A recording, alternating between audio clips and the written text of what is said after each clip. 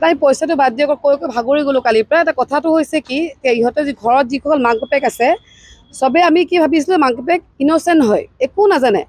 কালিও মইতো অহা নাই বাৰু, কালি থানাতে আছিলোঁ। তেওঁলোকে মানে কান্দি কান্দি কৈছে আমাৰ হেনো তেওঁলোকৰ বস্তু ভাঙিছে বুলি কৈছে। বস্তু কোনো ভাঙা নাই, কাৰণ আমাৰ যিখিনি ক্লায়েণ্ট আছিলে ইয়াৰে তেওঁলোকে মানে অসভ্য কৰা নাছিলে। কিন্তু সেইদিনা বেলেগে কোৱা মতেদি 4-5জন মানুহ আহিছিলে বোলে, আহি কিনে বোলে সেইটো ক্লায়েণ্টটো নহয়, কোনো দেখা নাই মানে কোনো আহিছে, আহি বস্তু ভাঙিছে, লৈ গুচি গায়ব। সেইদিনা মানুহখিনি গায়ব হ'ল। চবেই কৈছে দীপাংকৰ মানুহ হয় এইখিনি। মানুহ ক'ত গায়ব হৈ যাব? যদি মানুহ ক্লায়েণ্ট হয় আহিবই সদায় পইচা আনিবলৈ, ৰেগুলাৰ আহিব পইচা আনিবৰ কাৰণে। গায়ব। এতিয়া মাকহঁতে চব প্লে বুলি মনালিছাক কালি মই লগ ধৰিব থানাত গৈছিলোঁ। কালি মনালিছাক মই লগ ধৰিছোঁ। মনালিছা হৈছে তাইৰ গাৰ্লফ্ৰেণ্ড। তাই 27 নম্বৰৰ বিয়া তাই ঠিক হৈ আছিলে, হোটেল তাজ বুক কৰিছে, 1 লাখ টকা তাই বুক কৰিছে।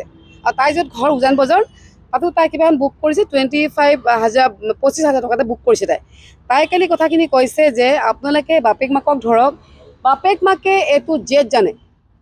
মাকেতো কৈ আছে কান্দি কান্দি, ইন'চেণ্ট দেখুৱাই আছে, একো তেওঁলোক ইন'চেণ্ট একো নহয়। কাৰণ তেখেতৰ জালত বোৱাৰীকে কালি কৈছে কথাটো আমাক ৰাতি কালি 10টা ক'লে কালি চাগে। তাই ক'লে যে তেওঁলোকৰ বাপেক মাকে দীপাংকৰৰ পইচা ক'ত আছে, দীপাংকৰ ক'ত, এইটো জেদ জানে মাক বাপেকে, চব জানে গোটেই। এতিয়া শুনক, আপোনালোকে এটাই হেল্প লাগে, আপোনালোকে খালি মিডিয়াবিলাকে কি কৰিছে, আমি নিউজবোৰ কৈছোঁ বেলেগ নিউজ উলিয়াই দিছে। সেইটো কৰি লাভ নাই। এতিয়া কি হৈছে, আমাৰ পইচা বহুতৰ সোমাই আছে, আমাক পইচা লাগে খালি এতিয়া আমাক। আপোনালোকে হেল্প কৰক আমাক, যিমান পাৰে আপোনালোকে হেল্প কৰি দীপাংকৰ খালি উলিয়াবগৈ চেষ্টা কৰক আমাক। সেইটোৱে আমাৰ কথা এতিয়া। একেবাৰেই অহা নাই।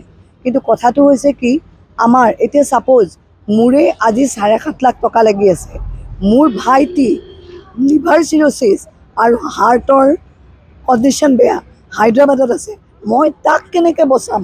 মই কি খাম?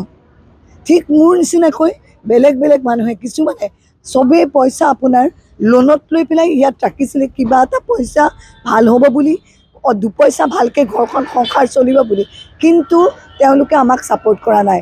দেউতাক এজন ৰিটায়াৰ্ড পাৰ্চন, তেওঁ 19 লাখ টকা 19 আগষ্টত কেনেকৈ ফাৰ্মত তেওঁ ৰিয়েল ষ্টেট নামৰ কেনেকৈ ফাৰ্মত তেওঁ তোলে, সেয়া পইচা তেওঁ ক'ত পালে? আৰু কোনেও তেওঁলোকৰ পৰা জোৰ জবস্তি চেক লোৱা নাই, কোনেও তেওঁলোকৰ ঘৰ ভাঙা নাই। আমি শুনামতে আমি কেইটামান ল'ৰাক দেখিছিলোঁ, আমি তেওঁলোকক চিনিও নাপাওঁ। তেওঁলোকে আহি কৈছে ছাৰে নিবলৈ দিছে, টিভি কাপোৰ এইবিলাক ছাৰে লৈ গৈছে। আনকি চিম্বা নামৰ কুকুৰটো মনালিছাৰ ঘৰৰ পৰা তেওঁৰ যোনগৰাকী প্ৰেয়সী তেওঁৰ ঘৰৰ পৰা লৈ গৈছে। আমি নাই কৰা। আমি তেওঁলোকক এতিয়ালৈকে এনেকৈ চুইও পোৱা নাই, মাক বাপেকক আমি একোৱেই নাই কৰা।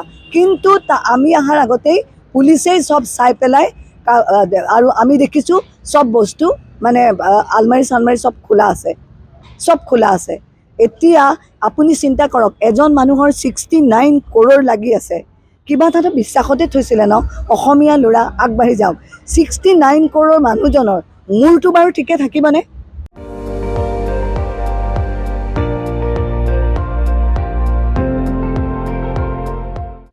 আপুনি চাই আছে ND24, সৰ্বশ্ৰেষ্ঠ নহয় সৰ্বোত্তমৰ দৌৰ।